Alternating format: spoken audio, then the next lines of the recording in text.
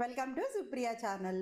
ఈరోజు మన వీడియోలో నేపాల్లో ఏం జరుగుతోంది, ఆ దేశ ప్రధాని ఎందుకు రిజైన్ చేసి వేరే కంట్రీకి వెళ్ళాల్సి వచ్చింది, అండ్ జెన్ జీ వర్డ్ ఈ 4-5 డేస్లో ఈ వర్డ్ బాగా పాపులర్ అవుతుంది.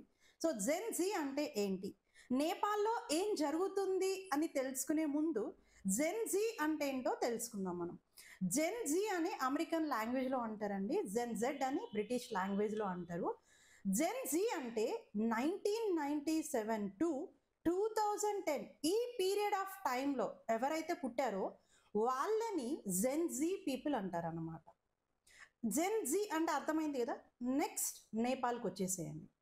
నేపాల్ అనేది ఒక చిన్న కంట్రీ అండి, ఇదేం పెద్ద కంట్రీ కాదు, అండ్ ఇండిపెండెంట్ కంట్రీ అనమాట. అండ్ చాలా తక్కువ క్రోర్స్ ఆఫ్ పీపుల్ ఉన్న కంట్రీ ఇది. ఈ కంట్రీలో కొన్ని ఇయర్స్గా అన్ఎంప్లాయ్మెంట్ ఎక్కువ, కరప్షన్ ఎక్కువ, రాజకీయ నాయకుల అవినీతి కూడా ఎక్కువ. సో ఇక్కడ ఏంటి అని అంటే రాజకీయ నాయకుల పిల్లల వాళ్ళ మినిస్టర్ పిల్లలు వాళ్ళ లగ్జరీస్ వాళ్ళ లైఫ్ స్టైలు రీసెంట్గా సోషల్ మీడియాలో బాగా వైరల్ అయిపోయింది అనమాట. సో ఇక్కడ ఈ జెన్జీ పీపుల్ వాళ్ళ లైఫ్ స్టైల్ని అండ్ పొలిటీషియన్స్ పిల్లల లైఫ్ స్టైల్ని కంపేర్ చేసుకున్నారు. సో మా ఫ్యూచర్ ఏంటి నెక్స్ట్ అని వాళ్ళకి తట్టగానే అసలు గవర్నమెంట్ ఏం చేస్తుంది, గవర్నమెంట్ ఇచ్చిన ప్రామిస్లు ఏంటి, నో డెవలప్మెంట్, గవర్నమెంట్ అసలు డెవలప్ ఏం చెయ్యట్లేదు, అన్ఎంప్లాయ్మెంట్ అలానే ఉంది. నేపాల్ పీపుల్ కొందరు పీపుల్ ఏంటి అని అంటే వేరే కంట్రీస్కి వెళ్ళిపోతున్నారు. అందుకే సో ఇక్కడ వాళ్ళ పిల్లల ఏవైతే లైఫ్ స్టైల్ ఉందో, లగ్జరీస్ ఏవైతే సోషల్ మీడియాలో వైరల్ అవుతున్నాయో వాటిని ఇంకా వైరల్ చేసి మీమ్స్గా చేశారనమాట.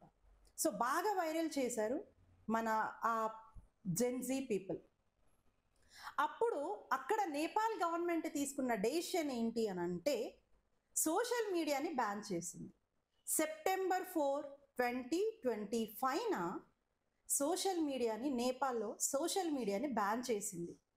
Like WhatsApp, Facebook, Insta, Twitter ఇలా 23 సోషల్ మీడియా ప్లాట్ఫామ్స్ని బ్యాన్ చేసింది.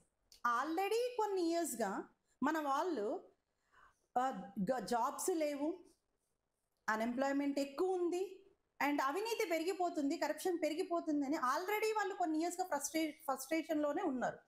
దానికి తోడు సోషల్ మీడియా బ్యాన్ చేశారు. సో ఇక్కడ ఏం చేశారంటే మన వాళ్ళు ప్రొటెస్ట్ చేశారనమాట. థౌజండ్స్ ఆఫ్ పీపుల్ కాస్త ల్యాక్స్ ఆఫ్ పీపుల్ ప్రొటెస్ట్ చేశారు, జెన్జీ ప్రొటెస్ట్. ఇక్కడ గవర్నమెంట్ ఏంటి అంటే ఈ జెన్జీ ప్రొటెస్ట్ని తక్కువ అంచనా వేసి పోలీసులకి షూటెడ్ సైట్ ఆర్డర్ ఇది చేసింది. అక్కడ పోలీసులు ఏంటి అంటే రబ్బర్ బుల్లెట్స్, టియర్ గ్యాస్లు యూజ్ చేశారు. అండ్ అఫీషియల్గా 20 మెంబర్స్ చనిపోయారండి. అన్అఫీషియల్గా ఎంతమంది చనిపోయారో మనకి తెలియదు.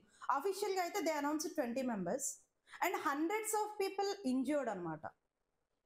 ఇక్కడ ఏంటి అని అంటే ఇంకా మా వల్ల కాదు అని చేతులు ఎత్తేసాక పోలీసులు, ఆర్మీ వాళ్ళు వచ్చారు. ఆర్మీని నింపింది గవర్నమెంట్. ఆర్మీ కూడా క్లియర్గా చెప్పేసింది ఇంకా మేమేం చెయ్యలేము, మా చేతిలో ఏం లేదు అని ఆర్మీ కూడా చెప్పేసింది పిఎంకి, నేపాల్ పిఎంకి. అప్పుడు ఆ గవర్నమెంట్ సోషల్ మీడియా బ్యాన్ని ఎత్తేసింది. ఇంకెత్తేసాంరా అన్నా కూడా మన వాళ్ళు ఆగలేదు. ఎందుకనంటే ఆల్రెడీ కొన్ని విషయాలలో మన వాళ్ళు విసిగిపోయి ఉన్నారన్నమాట. సో వాళ్ళ డిమాండ్ ఏంటి, వాళ్ళ డిమాండ్స్లో మెయిన్ డిమాండ్ ఏంటి అంటే మాకు కొత్త గవర్నమెంట్ కావాలి, new government we want, and ఈ గవర్నమెంట్ పడిపోవాలి అని చెప్పేసి అని ఇది ఒక మూమెంట్లా తయారైపోయింది. సో ఇది నేపాల్ చరిత్రలోనే ఎన్నడూ జరగనిది.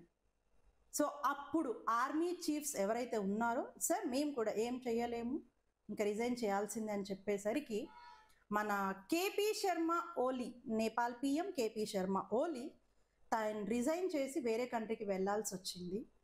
అండ్ రీసెంట్గా మన ప్రొటిస్ వాళ్ళేంటి అంటే టెంపరీగా సుశీల్ కర్కీని ఎంచుకున్నారనమాట.